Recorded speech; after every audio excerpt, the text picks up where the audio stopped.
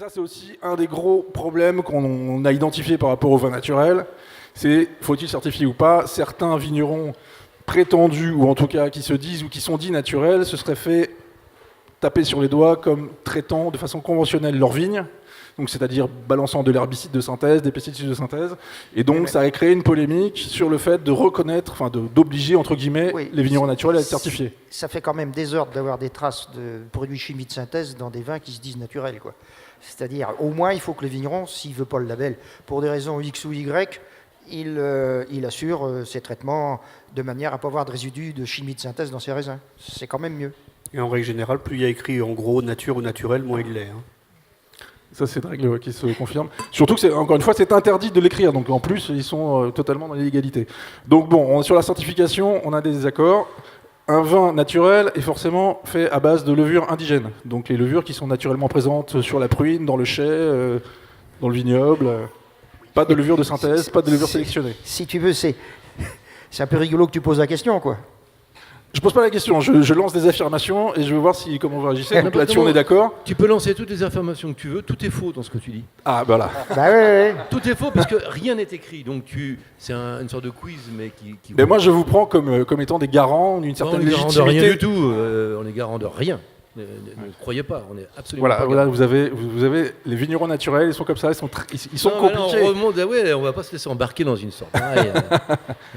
Non, mais l'idée, c'est quand même de savoir si on doit certifier et labelliser ce fameux mais vin ça, naturel. c'est un autre débat. Oui, pour pouvoir le labelliser, il faut d'abord l'identifier, pour le reconnaître, donc le définir. Et donc là, mes affirmations sont des tentatives d'une vague définition. Donc c'est compliqué. Non, c'est pas compliqué. À l'origine, tous ceux qui ont fait du vin naturel, en tout cas qui se sont définis comme tels, faisaient de l'agriculture biologique. Enfin, quelque chose où il n'y avait pas de molécules de synthèse. Avant même que la certification bio n'existe. Voilà. Oui. Donc voilà, ça on le sait, mais c'est pas écrit, mais ça c'est historique. Voilà. Alors, il serait important, puisque tout à l'heure tu as parlé donc de l'histoire d'il y a 6 ou 8 000 ans, du vin. Effectivement, le vin était naturel il y a 8 000 ans, mais croyez-moi que le vin est un produit d'échange. S'il est bu sur place, c'est pas trop problématique. Mais dès que vous commencez à faire des échanges, à le transporter, là ça commence à devenir très compliqué. Donc, je pense qu'avant de définir le vin naturel, c'est simplement faire un petit cours d'histoire qui fait que si Antonin essaie de poser des questions, c'est qu'il y a une ambiguïté quelque part. Et cette ambiguïté, j'en ai eu vraiment à force de réfléchir, et peut-être, et surtout en me pensionnant pour l'histoire. Le vin naturel est né dans les années 80, on va le dire, hein, tel que nous on le faisons aujourd'hui. Il est né dans les années 80 par une petite bande de vignerons beaujolais. Il y avait donc M. Chauvet qui était un peu l'instigateur, et puis Jacques Néauport qui était un peu le fils spirituel et surtout le technicien, j'allais dire, vinificateur de cette méthode de vin naturel. Le seul problème qu'ils avaient dans les années 80, c'est qu'ils ont inventé, j'allais dire, un produit commercial, sauf qu'il n'y avait pas de consommateur. Aucun, ou si peu. Les Envierges, il y avait tout à l'heure... Ils buvaient tout eux-mêmes, en fait. Voilà, trois bistrots à Paris, voilà. Donc le problème de ces gens-là, c'est que dès le départ, ils ont fait des cuvées naturelles, mais ils ont fait des cuvées aussi avec des sulfites, et des cuvées, même sulfites et filtrées. C'est-à-dire pour répondre à tout le panel de clients qu'ils avaient à l'époque. Et tout le vin naturel est né sur ce vin zéro sulfite, et en même temps ce vin sulfite. Oui. Voilà. Et donc on en est maintenant 30 ans après, dans ce côté un peu bordélique. Mais tu précèdes ma question suivante, c'est vin naturel. Je voulais rebondir un tout petit peu sur ce que vient de dire Gilles, pour rendre à César ce qui est à César, c'est-à-dire les sœurs Haquette en Anjou ont fait du vin naturel avant Chauvet, hein, puisque c'était là pour des raisons religieuses, hein, c'était pour faire du vin de messe, et le vin de messe n'a pas droit à aucun intrant. Et donc le vin naturel était déjà fait. Et ces gens-là avaient une clientèle particulière. Voilà. Alors, pas tout de suite non plus, hein, ça a été compliqué. Hein. Voilà. Il a fallu un peu de temps sur place. Voilà. Pour être ça, reconnu. tant que ça ne bouge pas, tant que le vigneron... Mais dès non, qu'on en fait un modèle économique, le modèle économique n'existait absolument pas au départ. Oui, mais ça a été quand même une volonté d'un certain nombre, et il y a des gens qui ont fait ça. De manière isolée, plus. Hein. Voilà. Oui, mais je pense que c'est la vraie différence entre le vin cultuel et le vin culturel. Et la culture... nous, les vins de messe qui sont européanisants, par rapport à ce que tu disais à moins 8000 ans en Géorgie, c'est une culture, c'est-à-dire c'est un échange tu reçois, tu manges et tu manges avec ces vins-là, donc tu donnes et tu reçois, mais tu échanges, donc tu donnes et tu donnes à ton prochain quelque chose qui est, on va dire, sain, sans sacralisé d'un côté, mais la différence du vin cultuel, comme nous on peut l'avoir en Europe maintenant, est totalement différente. Alors c'est ça qui va porter la vraie différence entre les deux potentiels de vin. Alors, Là, vous allez beaucoup trop vite. Faudrait pas laisser croire que tous les vins de Metz sont des vins nature. Hein. C'est pas non, Ah non, c'est bien pas sûr, vrai. j'adore, non. Faudrait pas que- Bon, de toute façon, je À ne mon pense pas avis, qu'on c'est soit très peut-être tout nombreux et le nombreuses à en boire forcément régulièrement. Ma question suivante, c'est vin naturel, aucun SO2 ajouté? Oui, non? Peut-être. Là, on revient donc à cette ambiguïté. Mon fils voulait m'en parler de ça. Il me disait, on va faire un label, machin. J'ai dit, aujourd'hui, qu'est-ce qui a fait la force du vin naturel? Qu'est-ce qui fait qu'aujourd'hui, on dit, le vin naturel, c'est ça? Je parle, nous, dans le monde entier, hein, on en vend partout. Hein. Et j'ai dit, sérieusement, est-ce que tu crois que c'est les zéros qui ont fait le vin naturel? Je dirais, non. Et il y a des vins qui ne sont pas spécialement zéros et qui ont fait aussi la notoriété. Mais j'ai dit, même ceux qui ne sont pas complètement zéros, est-ce qu'ils existeraient s'il n'y avait pas les zéros? C'est-à-dire qu'on a l'impression, et c'est là pour ça que je voulais faire un petit relevé historique là-dessus, sur cette ambiguïté. On est né sur une ambiguïté. Il y a un flou Et aujourd'hui, originel on dans ne le vin peut plus dire naturel. qui a valeur. Mais on Puis- pourrait imaginer un label qui autorise un peu de sulfite, ce que faisait l'AVN dans son cahier des charges, dans sa charte initialement, et qui surtout exclut les manipulations par ailleurs, évidemment le conventionnel, donc bio, levure indigène, pas de technique stérilisante ou dénaturante, et un peu ou pas du tout de sulfite. Est-ce que c'est une définition satisfaisante pour vous, notamment les vignerons? Pour nous, vignerons, à la limite, on peut s'en foutre. Hein. C'est surtout demander aux consommateurs qu'est-ce qu'eux, ils attendent. S'ils ont besoin de repérer un vin naturel, c'est plutôt demander à ceux qui le boivent. Hein. Qu'est-ce qu'ils en pensent? Alors, Nous, on est capable de faire plein de c'est- choses. Hein. Personnellement, je suis plutôt partisan du zéro soufre. Ah oui, nous, on est des zéro souffle, mais on est... Je suis partisan du zéro soufre, dans le sens où il faut dire que c'est l'aboutissement d'un travail et que ça peut parfois être une chance, mais qu'il faut le reconnaître. C'est-à-dire, c'est la nature qui a su, avec tous les paramètres inhérents à la fermentation et à la culture de la vigne, à la fermentation et à toutes les choses, qui a su nous permettre d'avoir un vin sans absolument aucun intrant dedans. Et là, c'est un miracle. Voilà, c'est culturel. Mais c'est un miracle. Et moi, pour moi, le vin naturel, c'est la reconnaissance d'un miracle.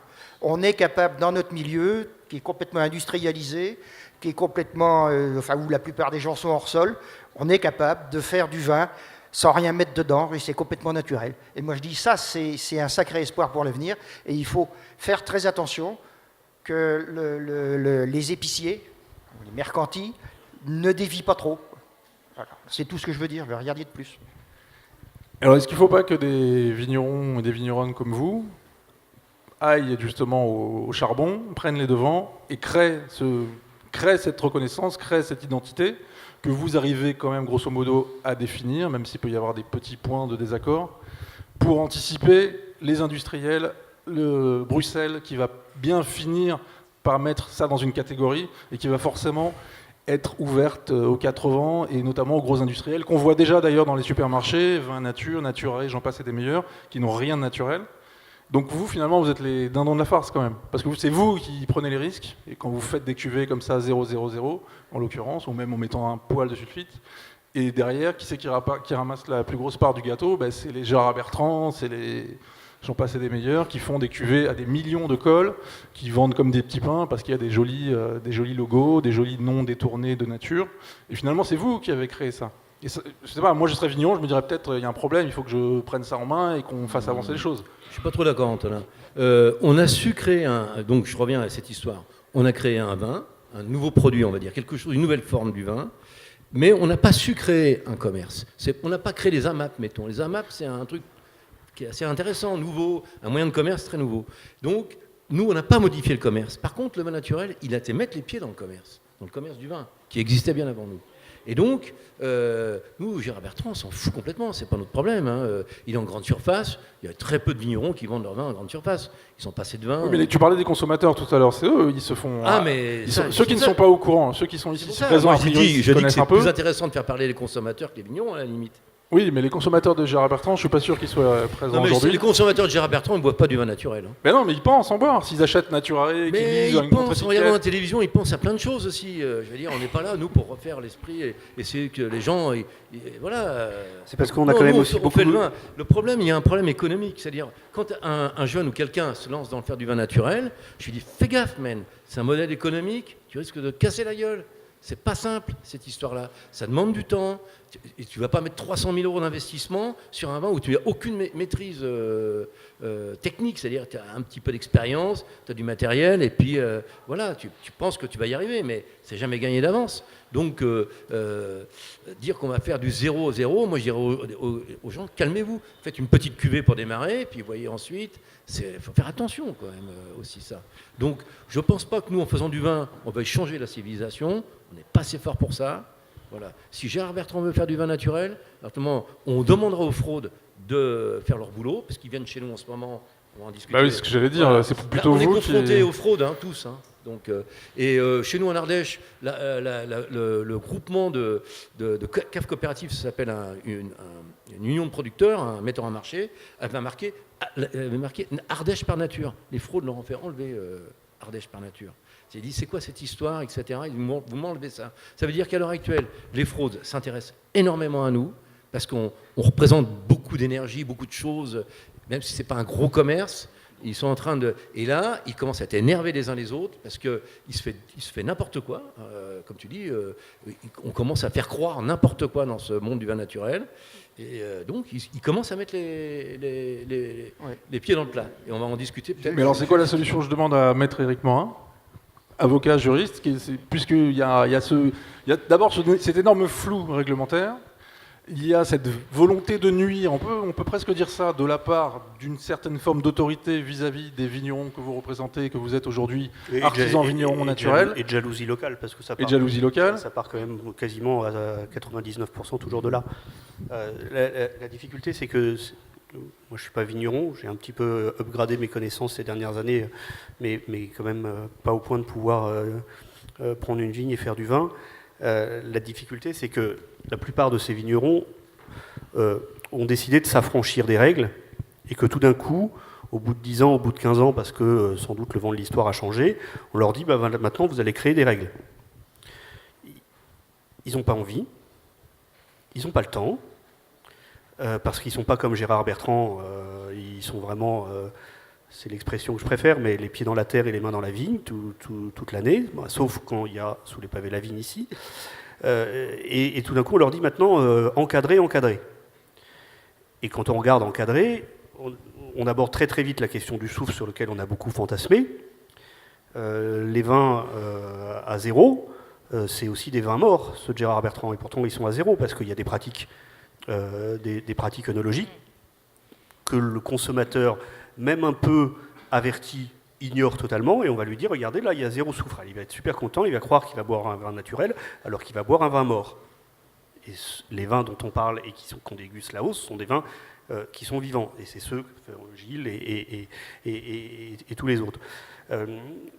Moi, je suis assez pessimiste, je ne pense pas qu'on arrivera à réglementer, parce que si c'est pour faire un label privé, d'autres feront aussi leur label privé, alors le consommateur s'y retrouvera absolument pas.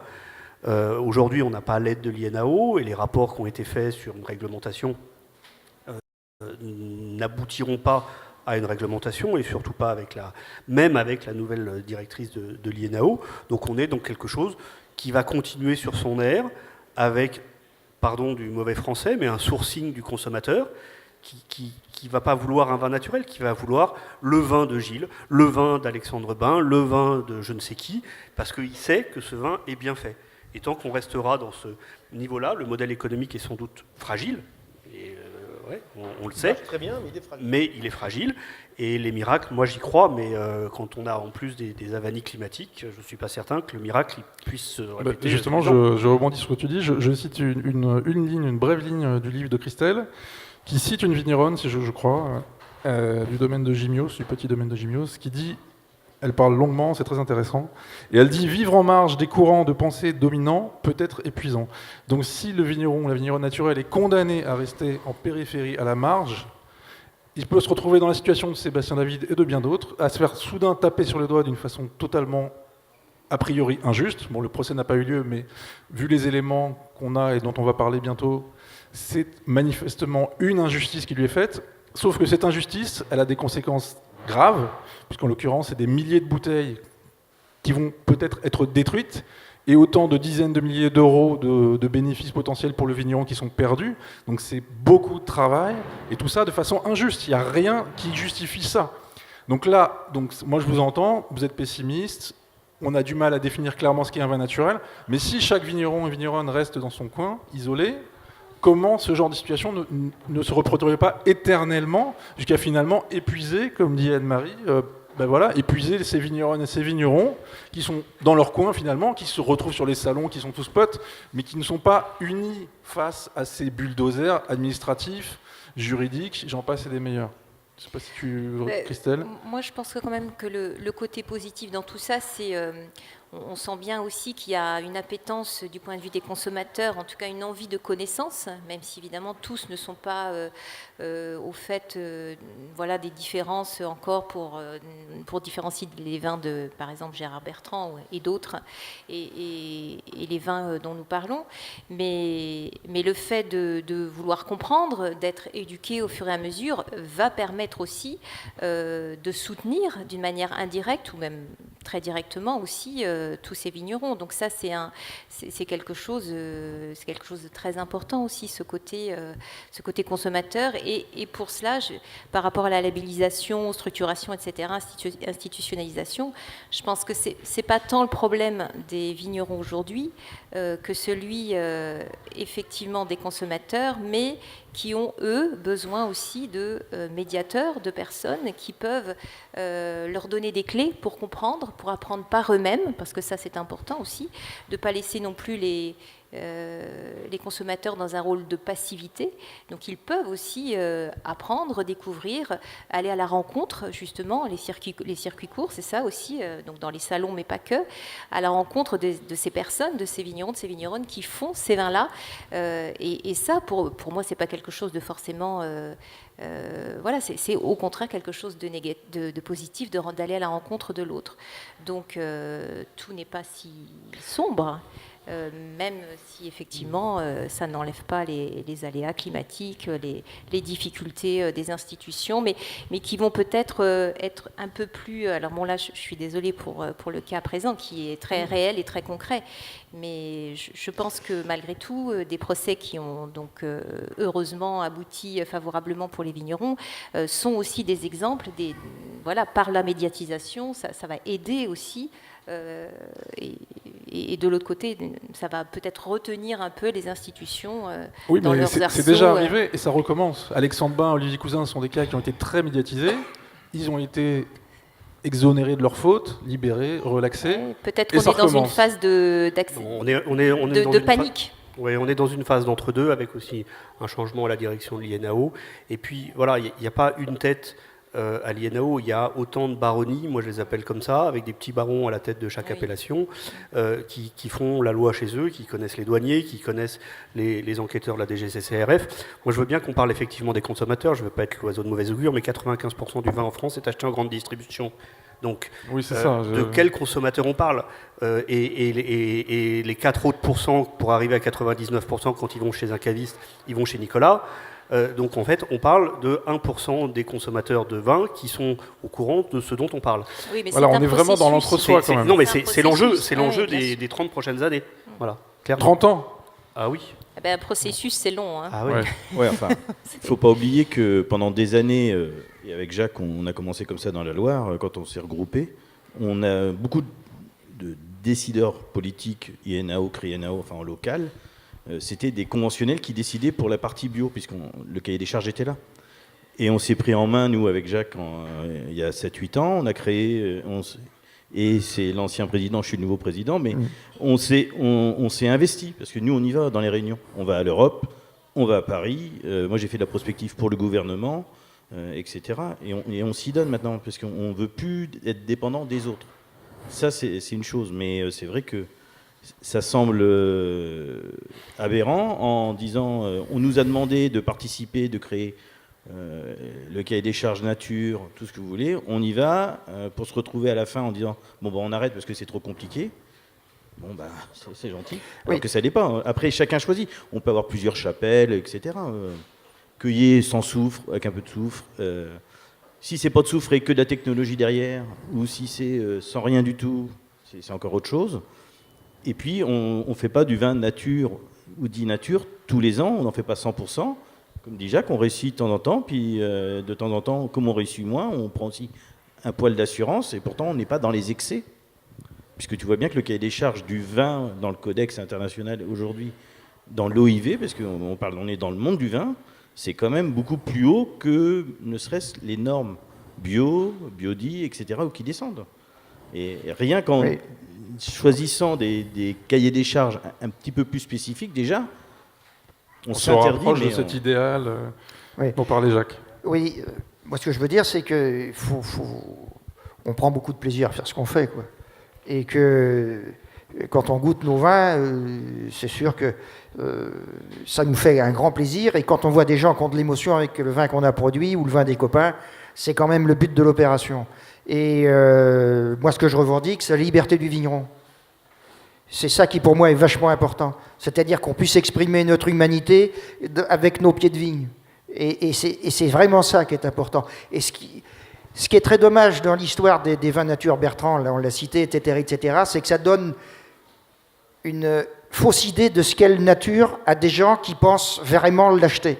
Et là, il faut que la DGCRSF, elle intervient. Mais nous, si on ne met pas de nature sur nos bouteilles, ça ne va pas changer grand-chose. Non mais voilà, mais là tu pointes le vrai problème, c'est que Gérard Bertrand, je cite lui parce que j'ai l'esprit, il y en a d'autres, ils sont dans les rayons, ils sont depuis des années, ils n'ont pas été inquiétés.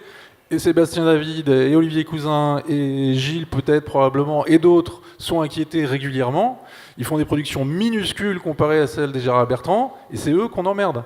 Donc il y a quand même une volonté de nuire à ce mouvement que vous représentez aujourd'hui. Alors si vous restez philosophe là-dessus, c'est super, mais ça peut vraiment aussi vous faire faillite éventuellement à certains vignerons si on va très loin, si on pousse la logique de cette recherche de nuisance réelle vis-à-vis des vignerons. Il est certain qu'il faut de la réaction. Il est certain qu'on ne peut pas se laisser faire. Mais ça ne peut pas être que nous. Parce que nous, on est avec nos vignes, on est dans nos celliers, c'est ça notre truc, c'est ça notre trip. On a passé notre vie à ça, nous, hein, c'est tout, voilà. À tailler de la vigne, à presser des raisins, à faire du vin, à le goûter, à le partager. On a passé notre vie à ça. Mais il faut qu'il y en ait d'autres, et là, c'est les gens, c'est je sais pas moi, n'importe quel kidam qui doit venir acheter ça et puis qui doivent faire savoir. C'est l'ensemble, de manière à ce qu'effectivement, ça représente un minimum de force pour que la DGCRSF, j'arrive jamais à dire ce truc, ils viennent pas nous emmerder. Et moi, je pense qu'on n'en est pas très loin. Et c'est parce qu'on n'en est pas très loin, c'est parce qu'effectivement, il y a des jeunes qui s'installent là-dedans, parce que c'est un vrai mouvement qui commence à vouloir attaquer pour le tuer. Non, mais là, alors qu'est-ce qu'on fait ? Il faut que c'est collectif. C'est pas... Mais là, on le fait en ce moment. Ouais. Je vais le faire, mais d'abord... Mais là, on est en train de le faire, la défense du sujet, là, ce que tu fais. Oui. Et il faut des trucs comme ça. Mais on est quand même entre nous, là, quand même. Parce que Non, il y a vous, des gens qui évidemment... vont pouvoir retranscrire ça, oui. Juste, je voudrais, avant de vous passer la parole à toutes celles et ceux qui veulent intervenir, aller directement sur le cas de Sébastien David. Donc, Sébastien David, il a reçu le Bureau d'investigation des enquêtes viticoles. Ça sonne un peu comme le FBI. Et c'est eux donc, qui sont venus lui chercher des poux dans la tête. Donc, je vous ai expliqué au départ. Prélèvement d'une cuvée, une de ses plus grandes cuvées, celle qu'il élève en amphore, c'est la cuvée Coef, vraiment un très grand vin, si vous l'avez goûté. Il prélève une bouteille quelque part, ils la font analyser quelque part, ils trouvent ce volatile supérieur, donc non conforme, qui rend le vin impropre à la consommation. Ça fait 6 mois que cette histoire est en train de faire long feu du côté de Sébastien, qui n'a pas spécialement communiqué jusqu'à présent. Et donc, scellé, 4000 bouteilles interdites de consommation, vente et destruction ordonnée par le préfet de l'Indre-et-Loire. Donc on en est là. Sébastien, lui, il a essayé évidemment de se défendre. Il a un dossier qui fait 10 kilos, je crois, de réclamation. Voilà. Et il a fait analyser lui-même ses propres vins. Il a démontré par 2 fois qu'ils étaient dans les clous à tout point de vue, y compris pour l'acidité volatile. Et pourtant, on en est encore à ce statu quo où tu dois détruire les vins. Enfin, jusqu'au procès qui a lieu dans quelques jours. C'est-à-dire que tout ce qu'on a... Alors, ça apporte ses fruits, c'est pas le problème, ça avance. Mais comme on est allé devant la justice au tribunal de grande instance et qu'ils ont levé la main levée, c'est ça, je sais pas, je sais jamais les mots techniques, mais ils ont dit bon bah il y a pas de dossier à avoir dessus, on a des preuves. Et l'administration, plutôt que de dire bon bah c'est bon, on a perdu ce coup-là, on s'est planté, etc. Parce que ce matin j'ai encore appris que on a un collègue vigneron qui a eu le même cas en même temps que moi dans le Muscadet et qu'on arrive avec la même chose. Ils lui font une analyse en lui disant vous êtes hors norme.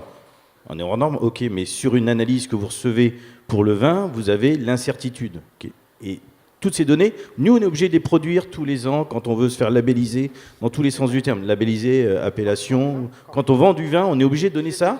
Eux, ils sont hors normes, ils les donnent pas, ils disent ah bah si, comme vous êtes au-dessus, c'est bon, on a fait une analyse, c'est nos services qui font les analyses. Bon bah super. Moi je suis allé voir à Nantes le laboratoire qui a vendu la machine à la DGCRF qui fait l'analyse. Et je lui ai demandé, expliquez-moi, parce que comme eux veulent pas m'expliquer, expliquez-moi comment ça se passe. Et texto, le gars, au téléphone, c'était un samedi, il était pas très content de m'avoir au téléphone, mais il me dit, putain, ils sont encore fait planter. Ils n'utilisent pas à bon escient et à dessein l'appareil. Nous, on fait la contre-analyse, on leur donne toutes les preuves avec les incertitudes. En plus, on était en dessous, donc il n'y a même pas de problème de savoir si c'est nature ou pas. Moi, je ne le revendique jamais. Je n'ai pas un document nulle part. Enfin, tu sais, on se connaît. Je suis pour la certification, et c'est peut-être la différence qu'on a tous en tant que vigneron ici. Moi, je suis pour une certification, mais c'est mon choix personnel. Mais derrière, on arrive avec un produit qui est conforme, et eux, avec une analyse qui n'est pas conforme, me disent que mon produit n'est pas conforme. Le tribunal leur dit non, on arrête là. En 24 heures, ils vont voir la préfète d'Indre-et-Loire, qui est de mon département, et elle me fait un arrêt préfectoral d'urgence, comme si on était à 1 mois pour détruire un lot, qui, si on reste dans les clous et qu'on va au procès, etc., ça sera un lot, même si c'est dans 18 mois, dans 2 ans, ça sera un lot qui sera remis à la vente. Et en plus, sur des convictions, enfin, ils m'ont sorti 18 phrases, vu que la volatile est trop haute et que ça peut jamais revenir en arrière. Tac, on leur dit, attendez, bing, Ribéro-Gaillon, ça fait un professeur à Bordeaux pour ceux qui connaissent. Depuis 86, on sait que la volatile, une fois que les bouteilles sont cirées, bouchées, ça réduit, puisque comme on a des vins vivants, qu'on n'est pas tout dézingué, on a une réduction de la volatile, même si on a un pic à un moment. Enfin, on a des notions comme ça. Moi, je suis à 3 mg en total de soufre. Donc, vous n'avez pas mis de soufre ? Ben non, à 3 en total. C'est pas 30, hein, c'est 3. C'est-à-dire que c'est infinitésimal, c'est-à-dire qu'ils ne le trouvent jamais. Ils me disent, bah oui, mais vous ne vous référez pas aux labos locaux avec qui vous travaillez. Mais je dis, mais le problème d'une analyse COFRAC, quand je fais faire une contre-analyse, c'est 560 €. Donc moi, je veux bien imputer le coût à chaque fois de faire une analyse de vin de 560 €, alors qu'on nous demande une analyse qui, pour l'exemple, ça coûte entre 30 et 50 €, une analyse qu'on doit donner à l'administration pour pouvoir vendre notre vin. Donc si on fait la culbute à chaque fois par 10, par 100, enfin, c'est plus possible. Et donc là, vendredi 10 mai, vous êtes au tribunal d'Orléans. Oui, on a fait une procédure en référé d'urgence, qui est la seule procédure administrative quand vous avez un arrêté préfectoral qui permet de suspendre un arrêté préfectoral. Sinon, les recours que vous pouvez faire devant les tribunaux administratifs ne sont pas suspensifs. C'est-à-dire que si on perd vendredi, et voilà, les taux de réussite en matière de référé, d'ailleurs pour Alexandre Bain, on avait tenté un référé à Dijon qu'on n'avait pas eu pour suspendre la décision, sont extrêmement faibles, mais on y va quand même, parce que c'est le seul moyen de pouvoir commencer à mettre un coin dans la porte. Donc ça se plaide vendredi prochain, 10 mai, à 11 h devant le tribunal administratif d'Orléans. Il faut être nombreux, on va essayer de le faire savoir et de faire un petit peu de bruit. Il n'y a pas que une volonté de nuire, parce que parfois elle n'existe pas. Il y a aussi beaucoup d'ignorance. Ce que raconte Sébastien sur la volatile qui ne peut pas bouger comme si c'était quelque chose inscrit dans le marbre, c'en est un exemple. Ça remonte à longtemps. Il y a 5-6 ans, j'en parle dans mon livre, 14 € aux éditions du Riturfu, plaidoyer pour le vin naturel. Disponible en librairie, mais pas sous les pavés de la vigne, il n'y en a plus. Voilà. Le Temps des Vendanges, qui est un caviste incroyable à Toulouse, avait écrit sur sa devanture vin naturel. Et la DGCCRF a débarqué chez ce caviste en disant vous n'avez pas le droit d'écrire vin naturel parce que c'est interdit. Alors c'était faux, parce que vous avez le droit d'écrire vin naturel sauf sur vos étiquettes, et là on était sur sa devanture. Et puis surtout, je me souviens très bien de l'inspecteur qui avait dit « Regardez, vous ne vendez pas du vin naturel, il y a écrit sur toutes vos étiquettes, il y a écrit contient des sulfites ». Donc on part de loin, vous voyez, quand on en est là. Alors l'histoire de la volatile qui bouge plus quand la bouteille est scellée, c'en est un autre exemple. Mais il y a aussi beaucoup d'ignorance. Alors avant de critiquer l'ignorance des consommateurs, et elle est patente, moi je préfère commencer à critiquer celle de nos juges, de nos inspecteurs, de notre administration, qui n'a jamais été confrontée autant qu'aujourd'hui à ces vignerons et à des vins qui sont particuliers et qui viennent avec un ancien logiciel dire voilà, vous n'êtes pas dans les clous. Donc on est là et pour essayer de leur dire changez de route, vous verrez, les clous sont moins présents. Donc il faut en passer par des procès pour médiatiser. Il faut passer par des procès et pour ceux dont on a parlé, là, Sébastien, Olivier et Alexandre Bain, il y en a des dizaines dont on n'a pas voulu parler parce que la médiatisation, moi je m'en sers quand elle sert le dossier, sinon si c'est pour avoir le nom dans le journal, ça ne m'intéresse pas. Et pour beaucoup de cas, voilà, on n'a pas eu besoin de médiatiser. On commence à avoir aujourd'hui des process et des arguments qui portent. Je mets maintenant systématiquement en copie les NAO au niveau national pour leur dire voilà, coucou, on est là et on va aller jusqu'au bout. Et on y arrive. Mais c'est long, c'est lent. Et puis quand on a des décisions préfectorales avec un préfet qui n'a jamais vu un bain de Sébastien, forcément on n'a pas d'autre choix que d'aller au procès. Alors, moi, c'était la première question quand on s'est rencontrés la première fois, c'est est-ce qu'on va jusqu'au procès? Parce qu'en fait c'était ça la seule raison. Et moi aujourd'hui, un procès, enfin, ça coûte cher, etc. Et puis c'est l'énergie, parce que c'est beaucoup d'énergie, c'est surtout ça. Mais c'est aussi, maintenant il va falloir arrêter, parce que ce soit moi ou Alexandre ou Olivier, enfin, ou n'importe qui, enfin, il y aura toujours quelqu'un de plus petit qu'on peut emmerder. Et donc, si on s'arrête... Comment faire pour que ça s'arrête? Il faut des gens courageux comme eux. C'est-à-dire que, et je leur jette absolument pas la pierre, j'ai toute l'année des vignerons qui disent non, je m'écrase. Voilà. Parce que le modèle économique est compliqué, parce qu'il faut avoir les reins, parce qu'il faut avoir l'énergie, parce qu'il y a des situations familiales ou autres qui sont complexes, avec des propriétés qui sont détenues par 2 ou 3 frères, et il y en a 2 qui ne veulent pas y aller, le 3e il veut y aller. Voilà, faut avoir cette énergie-là, et moi, les vrais héros, c'est eux, hein.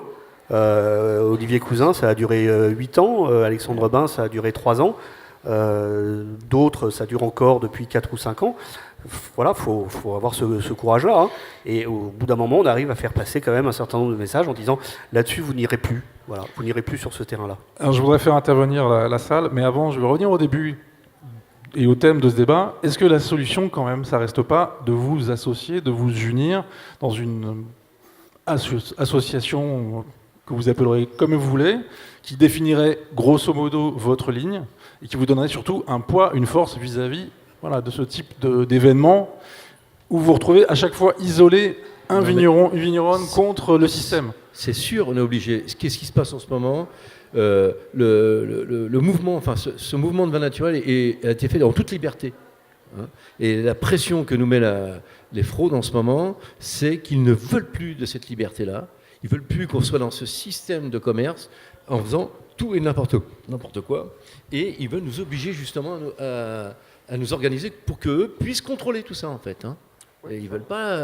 parce que là, ils sont dans la merde. On se mord la queue, en fait. Voilà. Le contrôle crée le contrôle. Il est certain. La question aussi, c'est que si on devait faire un label de vin naturel, le problème, ce serait un cadre très restrictif. On a essayé d'en faire un avec l'ABN. Ça, c'est chiant parce qu'en fait, les vignerons qui font ce genre de vin vivant, ils ont des pratiques, ils ont chacun leur petite liberté, leur petit signe indien là-dedans, enfin, leur façon d'être.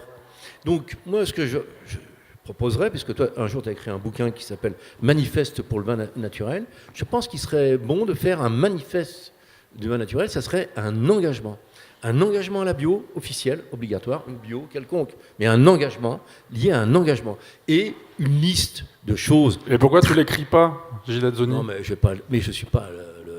ça peut se faire qu'avec le monde, les cavistes, avec plein de gens. Enfin, je veux dire, on n'est pas propriétaire du vin naturel, nous. C'est pas parce que tu t'appelles Gilles que c'est toi qui vas dire comment est le vin naturel. Non, mais par contre, s'il n'y a pas un engagement, on doit pouvoir s'engager. Un engagement ne t'oblige pas à rester dans un cadre, mais il t'engage sur des points extrêmement précis. Une bio, engagé. Parce que on a des copains, on a bien vu là sur Que choisir, des copains que j'adore, mais ils ne sont pas engagés en bio et il s'est fait piéger par lui-même parce qu'il n'est pas engagé en bio. Et donc, il faut une bio engagée. Alors la bio engagée, ça veut dire quoi? Moi, j'étais pendant 10 ans à B, maintenant je suis Nature et Progrès. Mais quoi qu'il en soit, l'engagement, c'est-à-dire d'avoir une pratique qui dit un cahier des charges, fait que si on est dans la merde, on ne peut pas déroger à notre engagement. Ceux qui disent « moi je fais de la bio, mais je ne m'emmerde pas, etc. » Le jour où il y a une grosse pression de milieu, il y a des enjeux économiques énormes, et comme par hasard, il y a un petit travers qui se fait... Mais comme il n'est pas engagé, il n'est pas tricheur. Et bon. Donc, il faut une notion d'engagement. Je m'engage à faire des vignes en bio, je suis engagé là-dedans, et je m'engage, si, mettons, j'étais derrière un manifeste, à prendre que des levures indigènes, aucune pratique style flash pasteurisation et autres machins, pas d'intrants, etc. Et si je suis au-delà de 10 mg, parce que tu sais que la réglementation sur contient des sulfites, c'est au-delà de 10 mg, on est obligé de mettre contient des sulfites, et si on n'en a pas mis, théoriquement on est en dessous de 10 mg, même si des fois on en a mis un petit peu, on peut être en dessous de 10 mg, donc à ce moment-là on le met sans sulfite ajouté, ou on met rien si on veut. Et avoir bien sûr un taux de sulfite qui ne serait pas très élevé, ce serait, je sais pas, 20-30 grammes maximum, et à ce moment-là, on aurait un manifeste qui rejoint une grande famille des vins naturels, avec les sans sulfite ajoutés et les autres qui en ont mis un tout petit peu et qui contient des sulfites. Voilà, on pourrait imaginer ça. Et là, ça peut faire quand même un truc où les gens peuvent s'engager. Il n'y a pas de dire si quelqu'un veut dégazer à l'azote, il peut le faire. Je veux dire, mais à la limite, même s'il veut le filtrer, il pourrait le faire. Voilà. Ce qui compte, c'est de faire des vins vivants et des vins. Voilà, on a compris le truc. Donc, il y aurait un engagement, mais pas un cadre restrictif de façon à ce que chacun puisse s'exprimer. Tu parles d'un engagement écrit comme sur l'honneur, un manifeste, pas d'une certification. vous signez un manifeste, ouais. et quand vous êtes sur votre étiquette, il y a marqué manifeste, je schématise, hein, mais vous avez signé un manifeste, c'est-à-dire que vous êtes engagé sur l'honneur, sur ce manifeste, et qui dit que vous êtes en bio engagé, que vous mettez des levures indigènes, etc. Ah, mais on ne peut pas mettre sur l'étiquette qu'on est en bio si on n'est pas certifié, si je ne m'abuse. Oui, mais c'est pas grave. Il n'y a pas que ça, parce que moi je suis Nature et Progrès, c'est pas une bio certifiée. Ouais. C'est une bio, mais pas officielle. Mais c'est un engagement. Chez nous, chez Nature et Progrès, alors, pour ceux qui connaissent, c'est un vrai engagement. Voilà, ça pourrait être un chemin qui fait que d'un côté, il y a quelque chose qui serait défini, et en même temps, le seul qui va vérifier le cadre, ça serait les fraudes, puisqu'il n'y aura pas d'organisme derrière. Voilà. Il n'y a pas de. Il y a juste à signer ce manifeste. Ah, par contre, il faut l'écrire. Et puis il faut se mettre d'accord pour qui le rédige. Un site où on envoie par Internet sa signature de ce manifeste, c'est-à-dire je me suis engagé là-dessus. Ce qui n'était pas loin du rapport CASE. Ce qui n'était pas loin du rapport CASE sur la définition et sur les critères. Voilà. Après, il a été enterré. Ça serait quelque chose d'assez simple, à mon avis. Comme ça, il n'y a pas d'organisation, d'encartement. Parce qu'il faut laisser cette liberté. On ne peut pas imaginer le vin naturel. Oui, donc c'est faisable. C'est ça qu'on peut dire finalement de ce que je pense qu'on pourrait autres. Partir sur un truc comme ça vaut ce que ça vaut, même ça pourrait être un échec, pourquoi pas. Mais c'est vrai que par contre, si on ne fait rien, je pense qu'on va s'occuper de nous, et grave. Mais c'est ce qui est en train de se passer. Lui, c'est 2000 bouteilles, nous, c'est 50 000 bouteilles qui partiraient à la distillerie. C'est-à-dire que s'il venait chez nous, c'est pas des histoires de... Nous, on tombe. On tombe. Ouais. Et je suis. Quand tu dis chez nous, c'est ton domaine Non, c'est mon fils, mais moi, alors encore pire, moi. Moi, tous mes vins sont. Mais c'est pour ça aussi qu'il faut des têtes de pont. C'est-à-dire que il faut des gens comme Gilles, comme d'autres, mais qui ont une autorité naturelle dans le milieu, en tout cas une légitimité qui est naturelle, pour dire voilà, faisons ça. Et puis vient qui veut. Ça peut être une auberge espagnole, mais dans une auberge espagnole, il y a quand même une auberge. Voilà. Christelle, un petit mot avant que je passe la parole dans le public. Alors si c'est un petit mot, je citerai, ce ne sera pas le mien, une petite phrase toute simple de Jacques Néauport, donc, dont tu rappelais la filiation directe avec Jules Chauvet tout à l'heure, alors qui ne parle pas spécialement de réglementation, hein, et, enfin, je ne voudrais pas parler à sa place ici, mais en tout cas, juste cette phrase, la vérité, elle est dans le verre au bout du compte. Et c'est ça aussi qui est important, effectivement. On se rend compte aussi de ce qu'il y a dans le verre une fois qu'on l'a bu, quoi. In vino veritas. Alors, on a été un peu long parce qu'il y avait pas mal de choses à dire. Donc j'imagine qu'il y a des questions ou des interventions dans le public. Jean, ouais, tu veux un micro peut-être avant. Parle fort, faut que tu parles fort, sinon on t'entendra pas.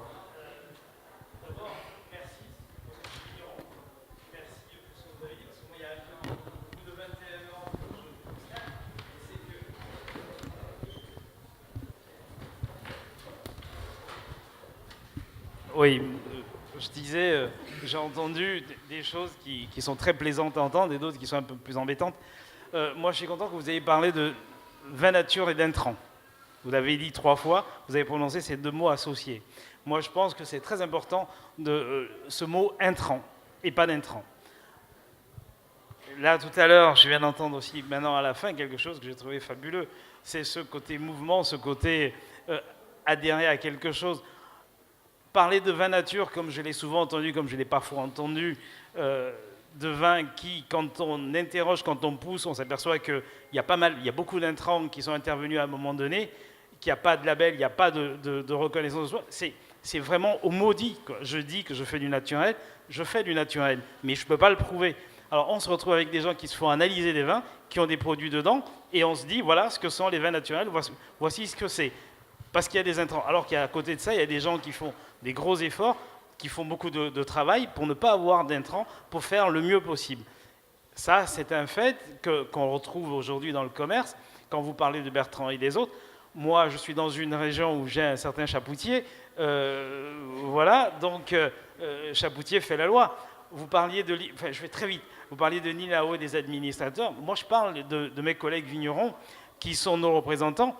Et quand je vois, par exemple, dans notre région, le poids du négoce dans la définition de ce qu'on va faire, c'est énorme. Donc, on ne peut pas travailler. Le négoce fait la loi. Nous, on s'y plie et on n'a plus grand-chose à faire. Donc, si on se met en mouvement, effectivement, j'étais très vite, en mouvement et on adhère à ces mouvements et qu'on sait adhérer à tout ça, ça va. Moi, j'ai été contrôlé pour des vins qui ont été... en 21 ans, j'en ai vu, hein, parce que je suis tout nouveau, mais en 21 ans, j'en ai vu, j'ai été contrôlé, j'ai subi pas mal de pression. Des vins qui se sont retrouvés à 2 doigts d'être exécutés. J'ai réussi à prouver, en allant à l'INAO, justement, qu'il y avait quelque chose qui n'allait pas. C'est passé, ça a fini par passer. Mais je me suis rendu compte qu'en fait, on a cherché depuis le début, quand j'ai commencé en 99, à écraser ce que je faisais. Aujourd'hui, je pèse dans l'appellation, et on est nombreux, beaucoup de gens aujourd'hui font la même chose. Je pense que si on s'allie tous, on va peser. Et si on pèse, on va gagner. Voilà. Merci. Un autre vigneron.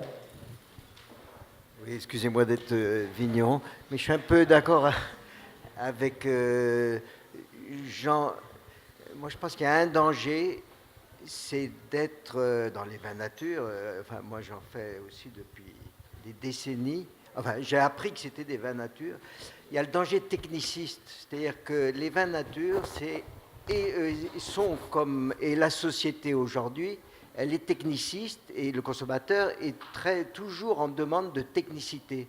Est-ce que tu as du sulfite? Est-ce que tu n'en as pas? Est-ce que tu presses? Est-ce que tu rafles? On ne parle que de ça. Et dans le milieu des vins nature, j'ai un fils qui prend la suite, c'est pareil, entre eux, ils parlent que du techniciste.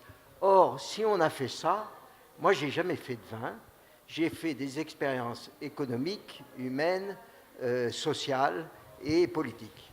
Donc, le danger du techniciste. Après, donc pas d'aller vers des manifestes, pourquoi pas, mais surtout pas vers une institutionnalisation. Après, moi, je prétends, comme tu le dis, que le lieu historique et collectif, eh ben, c'est les AOC.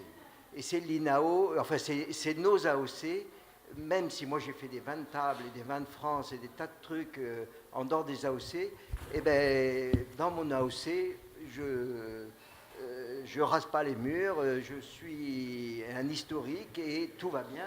Et c'est ce lieu-là qu'il faut investir. Moi, j'ai presque tendance à dire que c'est la seule force, parce que les AOC, c'est d'abord un collectif.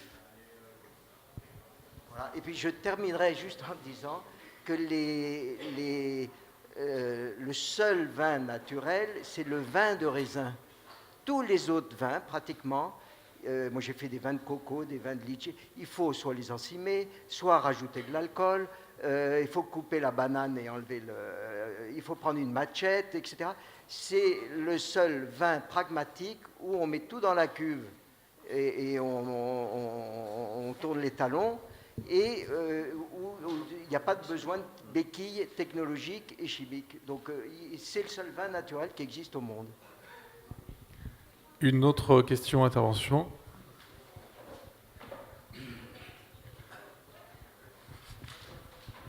Merci. Alors pour le coup, ce sera plus une question, mais je vais un peu essayer de résumer ce que vous avez dit et peut-être les questions qui se posent aujourd'hui en termes de tout ce qui est autour de la revendication du vin naturel, en deux parties, parce que je suis un peu juriste. La première qui est liée à l'identification du vin naturel. Vous avez parlé, donc finalement cette identification, elle concerne plus le consommateur. On a les labels qui sont trop contraignants pour beaucoup, finalement, qui demandent de l'argent, mais qui sont aussi très contrôlés par beaucoup de choses, on va dire. Voilà.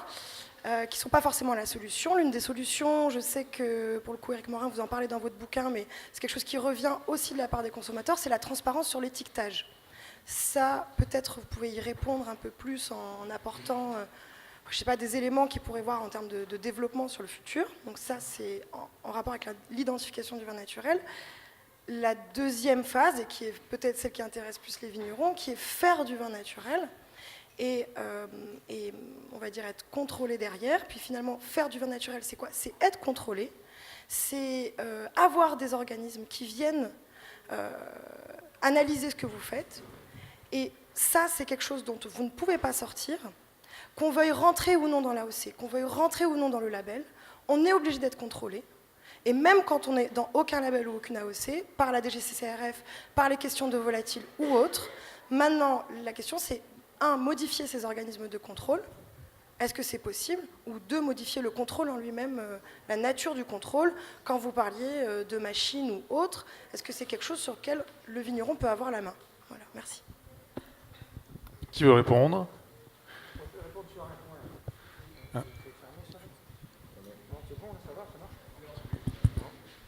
Oui, je vais répondre sur un point. Il y a un endroit sur lequel on marque ce qu'on fait dans le vin, c'est quand on fait une exportation. Quand on fait une exportation, il y a une liste de choses, et moi je frappe toujours « n'a subi aucune manipulation ». Et donc, c'est-à-dire que c'est vrai qu'en France, on a un lieu où c'est marqué que vous pouvez savoir si le vin était ceci, cela, désacidifié, acidifié, je ne sais plus quelle est la liste, le total de la liste. Le premier, c'est n'a subi aucune administration. Et le premier, on clique là-dessus, on ne lit pas les autres. Donc on ne connaît pas les autres. Mais ce qui veut dire que le fait de marquer derrière la bouteille ce qui est, ça existe déjà, mais c'est pour l'étranger. Voilà, c'est ça que je voulais préciser. Je voulais préciser ça. Ouais, sur l'étiquetage, bon, ça c'est mon dada. On va y arriver hein, sur l'étiquetage. On en parlait, je ne sais plus avec quel vigneron, mais ça sera grâce à l'Europe. Et je vous assure que pour m'être plongé dans le maquis de toutes ces normes, de toutes les appellations viticoles françaises et même parfois non viticoles, on est quand même les champions d'ajouter des normes aux normes européennes.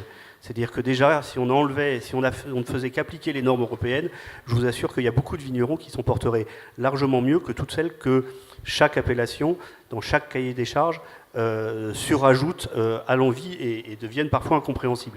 L'étiquetage sur la contre-étiquette, elle est acquise. Alors elle va prendre un petit peu plus de temps parce que la concertation... Attends, je t'arrête un instant. Elle est acquise. Oui. L'étiquetage total de tout ce qu'on ajoute dans le vin. Il est acquis, mais il n'est pas en vigueur puisque le processus de concertation qui était obligatoire dans l'Union européenne a pris un petit peu plus de temps et vous n'ignorez pas que dans 3 semaines on vote.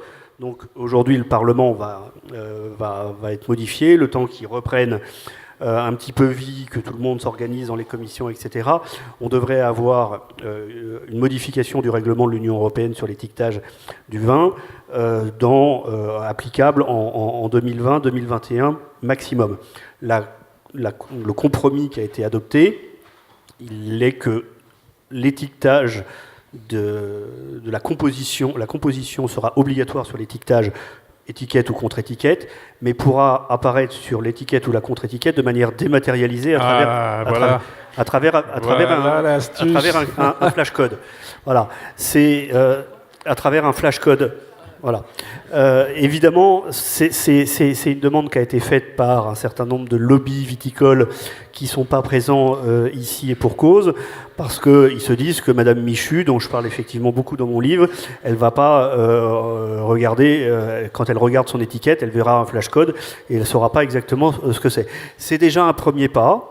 Sachez que c'est un pas qui a été porté non pas par le lobby du vin naturel qui n'existe pas, à part ici et qui ne pèse pas à Bruxelles, mais qui a été porté initialement par le lobby anti-obésité et qui a porté ce combat depuis plus de 12 ans maintenant pour imposer le degré de sucre et les informations contre l'alcool. Mais nous, on prend tous les lobbies. C'est-à-dire que si le but, après, est d'informer vraiment le consommateur, on sait que Sébastien David, il mettra une grande étiquette, une grande contre-étiquette blanche, où il y aura écrit composition de points raisin, et puis tout le reste sera blanc. Ça frappera le consommateur. Il y en a d'autres qui ne pourront pas faire la même chose. Et le plus marrant, c'est quand même parce que moi, je suis intervenu avec Towa au niveau européen, c'est les Anglais qui s'en vont bientôt, qui ont mis ça en place. Ouais. Merci les Anglais. Mais bon, ça reste, voilà, c'est dématérialisé, donc c'est quand même toujours assez peu transparent, finalement.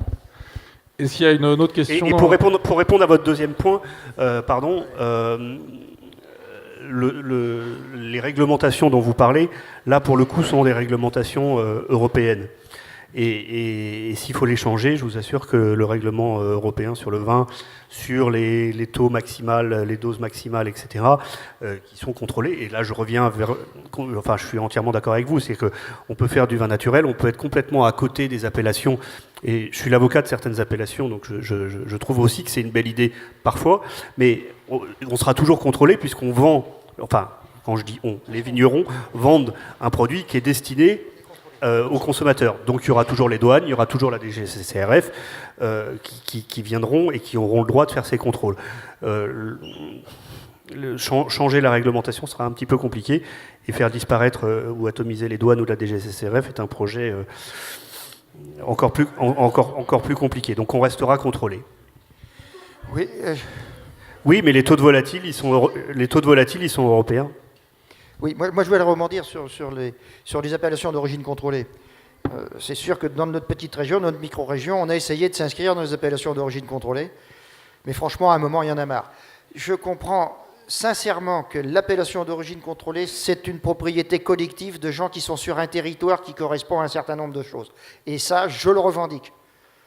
Mais quand on est en train de dire que l'herbe ne doit pas dépasser ça du cep, enfin, on peut en citer et citer, et comme par hasard, les herbes qui sont visées sont les herbes qui sont chez des gens qui travaillent bio, que les herbes qui sont des gens qui sont en chimie ne sont pas visées. Je vais citer, il y a des... il y en a, mais des herbes qui sont très nocives à la vigne. Et, bon, alors, nous, on était très engagés dans l'appellation, on a travaillé pour faire évoluer les choses, etc., etc. Et il y a 2 ans, 2017, je fais une toute petite récolte. La gelée, et je pense que je fais le meilleur rouge que j'ai jamais fait de ma vie.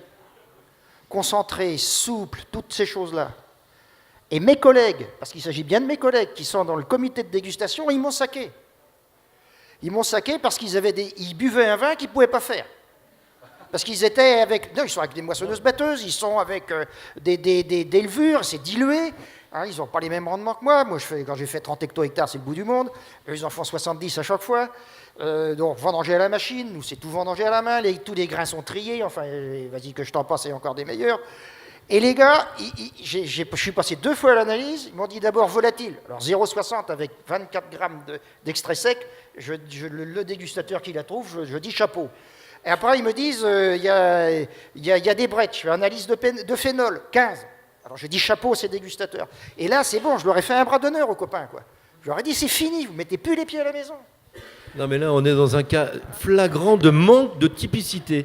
Parce que la typicité, vous savez ce que c'est? Selon un illustre vigneron qui s'appelle Jean-Marie Guffens, un jour, il m'a dit, parce qu'il a eu des problèmes avec l'INAO, enfin avec les syndicats comme ça, il a dit, la typicité, c'est la somme de défauts admis par le plus grand nombre. C'est exactement ça. Là, Tu es en train de parler de manque de typicité. Alors la typicité, c'est effectivement le problème. Mais s'il y a des eurosceptiques dans la salle, pour rebondir sur ce que vous disiez, demandez-vous pourquoi nous en France on les appelle des AOC, c'est-à-dire qu'on les contrôle, et pourquoi en Europe on les appelle des AOP, c'est-à-dire qu'on les protège. Voilà. On est les champions du contrôle. Est-ce qu'il y a une question encore dans la salle? Oui. J'ai une question label. En fait, je me demandais, par exemple, pour un jeune vigneron, une jeune vigneronne qui se lance, dont les vins ne sont pas connus, donc pas de réputation, vraiment c'est le début. Est-ce que vous lui conseillerez de se labelliser, malgré la contrainte que c'est susceptible de représenter, de se labelliser, ou alors est-ce que ça serait dans ce cas un tremplin pour un début, ou alors une balle dans le pied dès le départ, quoi? Ouais. Déjà, si tu es un jeune vigneron, tu peux déjà t'engager en bio, en AB, enfin une bio officielle, parce que tu as un crédit d'impôt de, je crois que c'est de 1 500 €, un truc comme ça, pour un coût de 700 ou 800 €. Donc financièrement, c'est pas un truc très compliqué. Donc je te dirais, mets-toi déjà en AB, basique. Après, il n'y a pas de label vin naturel. Après, la difficulté que tu auras en tant que jeune vigneron ou nouveau vigneron en vin naturel, c'est de faire quelque chose d'assez réussi pour toi et puis pour ceux qui le goûtent. Et partant de là, il y a quelques salons, dont je prends le cas de la remise, c'est un salon de vignerons. Si tu présentes ta candidature, justement, nous, on aime bien qu'il y ait des jeunes vignerons qui arrivent. Et là, à ce moment-là, tu as des gens, des professionnels qui vont venir voir. Souvent, les jeunes vignerons, comme ça en nature, ils sont sur des petits volumes. Ce pas des mecs qui viennent avec 50 hectares d'un seul coup là, en nature. Donc, c'est assez facile. Donc, oui, un jeune vigneron peut parfaitement faire du vin naturel.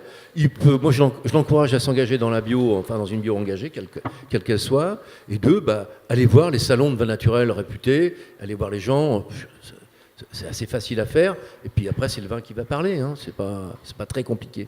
Après, moi, je fais partie, excuse-moi, du comité de pilotage sur la vinification chez Déméter, mais on est quand même là,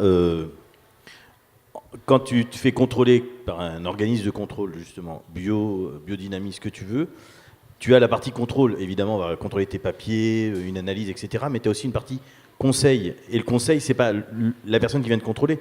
Tu dis, j'ai une problématique en ce moment, qu'est-ce que je peux faire ? Comment je la résous ? Parce que tu vas avoir une problématique. Il y a une année où tu as un manque d'azote, une année c'est trop ensoleillé, etc. Et là-dessus, en fait, dans chaque organisme, tu as des réponses. Alors, des fois, c'est des techniciens, parce que tu as besoin d'une réponse de technicien, mais souvent, c'est des groupes que nous, en Loire, on a créés. Tu as besoin, alors avant, c'était dans les veillées, tu voyais ton voisin, tu discutais le soir et tu parlais, et puis d'un coup, tu disais, ah bah ça y est, j'ai trouvé la solution, il me l'a donnée. Mais de toute façon, maintenant, nous, on défend les valeurs des GAB, c'est les groupements d'agriculture biologique dans les départements. C'est la technicité, ça te coûte un peu d'argent au départ en investissement si tu t'y mets. Mais de toute façon, comme dit Gilles, il y a le crédit, etc. Et en fait, non pas que ça te coûte rien, mais ça te fait vivre et ça te donne un réseau social. Une autre question, intervention? Non? Je ne sais pas si vous avez remarqué, mais sur la table, il y a la bouteille, la fameuse bouteille criminelle, qui est donc sous-scellée, donc une cuvée élevée en amphore de Sébastien David à Saint-Nicolas-de-Bourgueil.